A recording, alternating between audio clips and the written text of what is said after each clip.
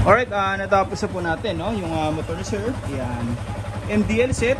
Tapos sa package number 5 po yun, no? MDL, Kia horn, combo lights, passing light, horn switching.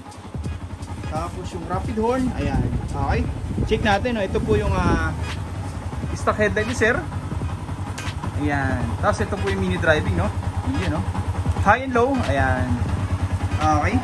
Kung mapapansin yung serye natin, no, maliwanag pa pero kitang-kita na po yung mini driving. Lalo po ito sa dilim, mga sir. Mataas na po yung lumis niyan.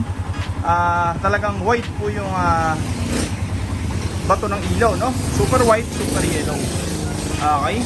Tapos ito po yung stock horn. Wala po tayong nilagay na blinker para pag nagpa-restro, fully stock yung busina, wala pong iilaw. Tapos loud horn, press lang po natin yung hollow switch. Yung busina ni sir, lalakas na. Tapos magkakaroon na ng horn passing. Yan o, lakas. Tapos hindi lang po basta loud horn, no? Nag-install din tayo ng rapid horn. Long press lang po natin itong horn switch. Yung busina ni sir magsusunod-sunod na, pati yung ilaw. Okay, yes. Ayan. Passing light, you know. Okay. Dito mga sir, no? Kahit nakapatay po yan, nagpassing tayo, sabay po yan. Okay? Passing light po yan, sabay yung MDL. Pero maganda dyan mga sir, pwede tayo mag-high low na MDL nang hindi po sumasabay yung headlight. Sa headlight naman po, pwede rin tayo mag-high and low. Ayan o. Nang hindi po sumasabay yung MDL. Okay? Yan po yung tinatawag natin na combo lights, no? Hindi po tayo basta-basta nagtatap ng mini driving dito sa headlight, kundi nakakombos po yan. Okay? Pag nagpassing, automatic sabay lahat. Pero pwede buksan separately nang hindi po nagsasabay. Sa busina, ganun din po, no? Okay. Dito, magpatay man tayo ng headlight, nagpassing, may ilaw. Nag-on man tayo ng MDL, nagpassing, may ilaw. Nag-high man tayo ng MDL, nagpassing, may ilaw. Okay? Mag-on man tayo ng headlight, nagpassing, may ilaw. Okay? Yun o. Kahit po mag-low tayo kahit mag-high po tayo ng headlight, no? Nag-passing, meron pa rin pong passing light. Okay? Yan po yung combo lights natin, mga sir, no? Kahit nakapatay, naka-on, mga ilaw natin. Pag nag-passing, meron pa rin ilaw. Okay? Busina, ganun din po, no? Sa stock horn, wala po yan. Okay? A few moments ago. Sniper 150, yun, no, version 1. Ayan. Sila, sir, no? Dumayo po sa atin. Sir, tagasan po po kayo? Pasig, no? Dito, nagpa-install sila, sir, ng package number 5, no? Which is Kia horn, mini driving light. Ayan. CCMY po yan, no? Mataas na po yung lumens. May bracket po hanggang ilalim. Okay.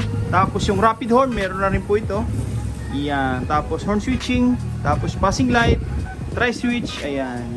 Medyo marami na po tayong na-install, no? Pero kung mapapansin nyo, dito lahat nakabalot po, no? Parang stock pa rin. Wala tayong makikita mga wiring na naka-expose. Mga pansit-pansit. Malinis po yan. Okay. Kanina, no? Medyo may build up ng wirings dito. Inulit na po natin, no? Ayan, para malinis tingnan, makapag-combo light si sir kahit nakapatay yung ilaw. Ayan. Okay, naglagay na rin tayo ng socket para sa passing switch, no? Okay, plug and play para kung sakali magbabaklas si sir, hindi na po magkakat ng wire. Okay, mula rito sa tri-switch natin, passing switch, horn switching, gumawa po tayo ng isang harness, sama-sama po yan. Okay, pababa po yan, umikot na po yan dito sa ating power module. Okay, naglalagay po tayo niyan para may control, no? Lahat ng mga parts na kinabit natin ngayon, tulad ng combo lights natin, Kia horn, dalawa po yan, mini driving, rapid horn, dyan na po lahat nakakonect yan.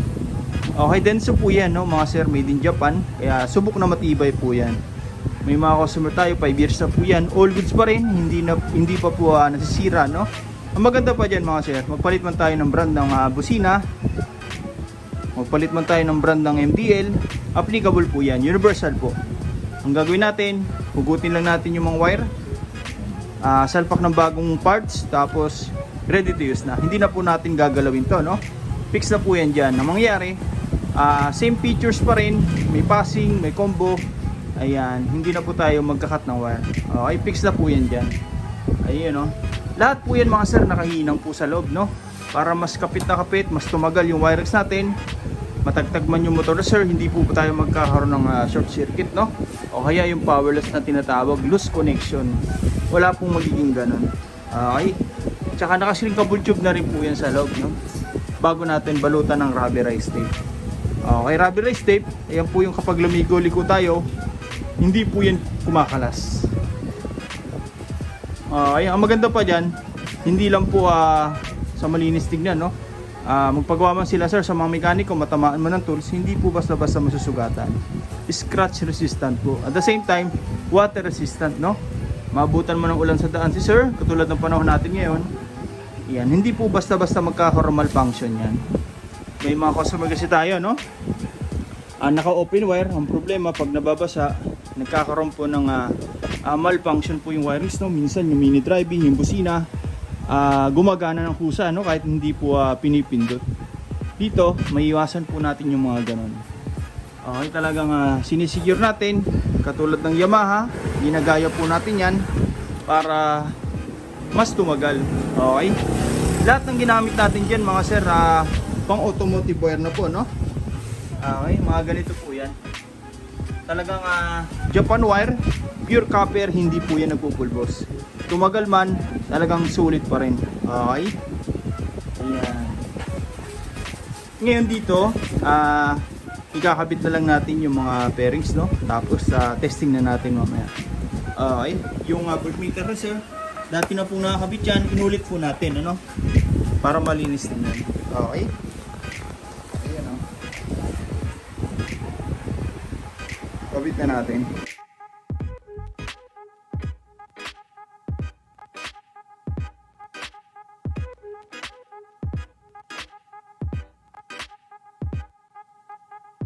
Sa mga gusto pong pagawa, no, direct message nyo lang po MJ Works. Kaya punta na lang po kayo dito sa shop, no? First come first serve po tayo. Maraming salamat po.